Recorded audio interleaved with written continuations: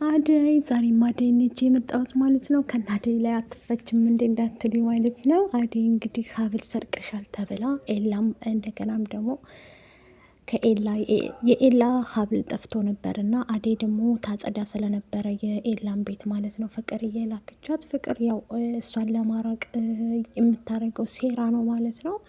አደይን ለማራቅ አደይን ዳዊትና ባርኮቴ ስለሚወዷት እንደዚሁም ኤላም ስለሚወዳት ፍቅር ዳዊትን ስለምትወደው ከዳዊት እንድትርቅላት ፈልጋ ነበር፣ አልተሳካላትም ማለት ነው። ሰላም ጤና ይስጥልኝ ውድ ቤተሰቦቼ፣ ዛሬ ደግሞ ክፍል 28 ይዤላችሁ መጥቻለሁ። አደይም ማለት ነው። አደይ ላይ እንግዲህ እየተፈጠረ ያለው ነገር በጣም ያሳዝናል ማለት ነው። እች ፍቅር የምትባል ተንከሲስ አደይን በጣም ታሰቃያታለች ውድ ቤተሰቦቼ ማለት ነው። ምክንያቱም ሁል ጊዜ እንዳሰቃያቻት ነው እሷ የምትፈልገው። አደይን ራቅ አድርጋ እሷ ዳዊትን ለማፍቀር ትፈልጋለች። ዳዊት ደግሞ አይፈልጋትም ማለት ነው። እሱ የሚፈልገው ማንን ነው? አደይን ነው ማለት ነው። አደይ እንግዲህ ንጉስም ይወዳታል፣ ኤላም ይወዳታል። ኤላ ደግሞ አሁን አንዲት ልጅ አምጥቷል ማለት ነው። ግን ቢያመጣትም የልጅነት ፍቅረኛ ናት። መንገድ ላይ አግኝታት አደይ እየሄደች ያለ ፍቅር ደግሞ ይህን ጃኬት ለብሰሽ ሂጂ፣ ጃኬት ተደርበሽ መሄድ አለብሽ፣ ብርድ ነው ትልና ጃኬቷን አውልቃ ትሰጣታለች። ሌላ አደይ ማለት ነው። ግን ጃኬቱ ውስጥ የተገኘው ሀብል የኤላ ሀብል ነው ማለት ነው። የኤላን ሀብል እንግዲህ ሰርቀሻል ያለቻት ማናት? ፍቅር ነች ማለት ነው።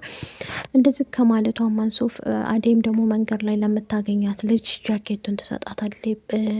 በርዷ ስታይ ማለት ነው። እሷ አዝና አስባን የሰጠቻት። ከዛ ጃኬት ውስጥ ለካ ሀብል ነበር ማለት ነው። ሀብሉን እንግዲህ የሰረቀው ማን ነው?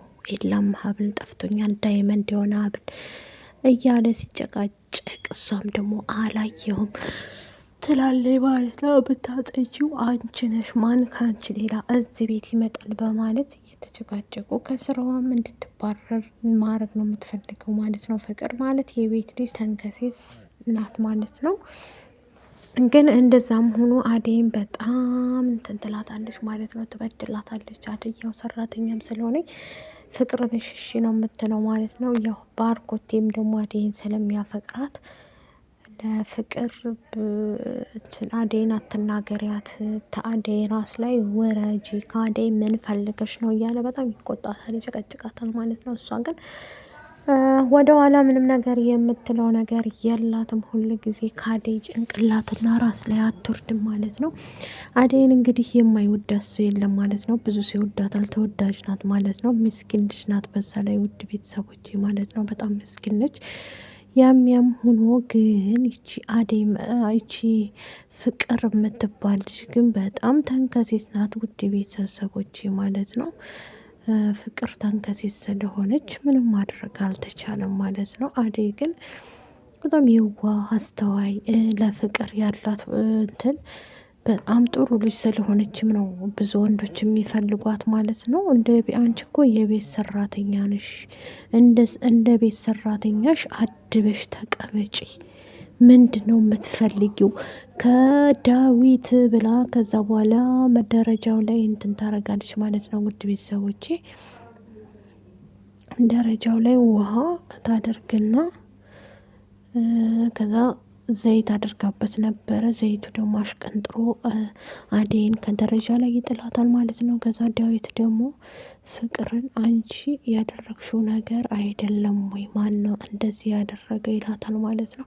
እሷም ደግሞ እኔ ምንም አላደረግኩም፣ ምንም ያደረግኩት ነገር የለም፣ እኔ እንደዚህ አላደረግኩም፣ አትጨቅጭቅ ትለዋለች ማለት ነው። እሱም አርገሽ አላደረግሽም፣ አንቺ ነሽ እንደዚህ ያደረገሽ፣ ልጅቷ እንድትወድቅ ያረግሻት ብሏት ነበረ። እንግዲህ ፍቅር እኔ ያላደረግኩም ነው፣ ሁል ጊዜ መዋሸት ነው ስራዋ። ምክንያቱም አደይ በጣም መልካም ልጅ ነች ማለት ነው። ውድ ቤተሰቦች በጣም ፍቅር የሆነች ልጅ ናት ማለት ነው። ከምንም በላይ ፍቅር የሆነች ስለሆነች እንደዛም በዛም መልኩ ብዙ ሰው እንትን ይላታል ማለት ነው። እሷ ግን በጣም ጥሩ ልጅ ነች ውድ ቤተሰቦች አደይ ማለት ነው። አደይ በጣም መልካም ልጅ፣ አስተዋይ ልጅ ናት። እንደዛም ሆና ግን ፍቅር ውድ ቤተሰቦቼ ይች ፍቅርን ይገልግለን ማለት ነው። ፍቅር ማለት በጣም ከባድ ናት ማለት ነው። ውድ ቤተሰቦቼ አንዴ ግን የኛ የዋህ ነች፣ ብዙ ነገሮችን ትሰራለች፣ ብዙ ነገር እየደከማት ነው የምትሰራው። እንደዛም ሆና ግን እቺ ፍቅር በጣም እንትን ትጫወትባታለች፣ ጥባጥቤ ማለት ነው። በጣም ጥባጥቤ ነው የምትጫወትባት። ፍቅር ግን በጣም ከባድ ሰው ናት ማለት ነው። አደይ በጣም ምስኪን ነች፣ ሰው ላይ አደርስም።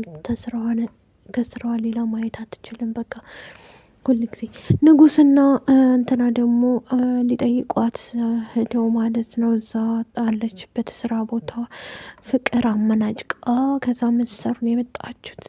እኛ ጋር ስትመጭ እንደዚህ አልነበረ የምንንከባከብሽ። ስትመጭ እኮ እኛ በክብር ነው የምንሸኝሽ። አንቺም ደግሞ በክብር ለምን አትቀበይንም አሸኝንም ይሏታል ማለት ነው። እንደዛ ስትል ከዛ በኋላ ይመቷታል ማለት ነው። ውድ ቤተሰቦች አንቺንማ እንገልሻለን እያሏት ነበር ማለት ነው። አናዳ በር ዘጋችባቸው ማለት ነው። እነሱም ተናደው ቆይ አንለቅሽም እንሰራልሻለን እያሉ ይሄዳሉ ማለት ነው። እነሱ አደይም ብለው ነበር ውድ ቤተሰቦች የመጡት። ግን ይቺ ፍቅር እያለ እነሱ ምንም ሰላም የላቸውም። ሁሉ ጊዜ ሰላማቸው የለም ማለት ነው። እነሱ ግን እቺ ተንከሲስ ናቸው። ወይ ፍቅር በጣም ከባድ ሰው ናት ማለት ነው። ውድ ቤተሰቦቼ እንግዲህ ምንም ማድረግ አይቻልም ማለት ነው።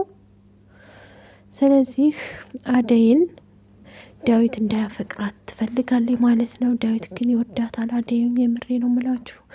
አደይም በጣም ስለሚያፈቅራት ባርኮቴም ያፈቅራታል። ባርኮትም እና ፍቅር እህትና ወንድም ናቸው በነገራችን ላይ። ግን ቢሆኑም አንድ ላይ ስታዋቸው ደግሞ ማን ነው በጣም ጥሩ ሰው ማለት ነው። ለአደይ ያለው ክብር ማለት ነው። ውድ ቤተሰቦች ለአደይ ያለው አከባበር በጣም ከባድ ነው። እንትና ባርኮቴ ማለት ነው። ውድ ቤተሰቦች በጣም ጥሩ ሰው ነው። በጣም ጥሩ ሰው የሆነ በቃ ምን ብዬ ልንገራችሁ። እንደዛም ሆና ግን እቺ ፍቅር ሰውን አቃጥላ ትደፋለች። ውድ ቤተሰቦች ማለት ነው። ፍቅር ማለት ነው። ግን አደይ በጣም ምስኪን ልጅ ነች። በነገራችን ላይ እንቅልፍ ይዞኝ ነው እንደዚህ ማዝግ፣ ይቅርታ። እና የአደይንም እህት አባረረች። እንደገና ደግሞ በቃ ሁሉም ሰው የሚጨቀጭቃት ማንን ነው? እንትናን ነው። በቃ ፍቅር መጥፎ ልጅ እንደሆነች ሁሉም ሰው ያውቃል ማለት ነው። ግን ይቺ እንትና በጣም መጥፎ አትባልም። አደይ ጥሩ ልጅ ነች። ሁሉም ወንድ ስለሚወዳት ተጠላታለች ማለት ነው። የምጠላት ለምንድን ነው? ሁሉም ወንድ ይጠላታል ውድ ቤተሰቦች ማለት ነው። ፍቅርን ስለማይወዷት እሷ ለመወደድ ብላ ነበረ። ግን አይወጣም ውድ ቤተሰቦች። ራስን እንትን ብሎ ራስን ደግሞ ከፍ ማድረግ ከባድ ነው።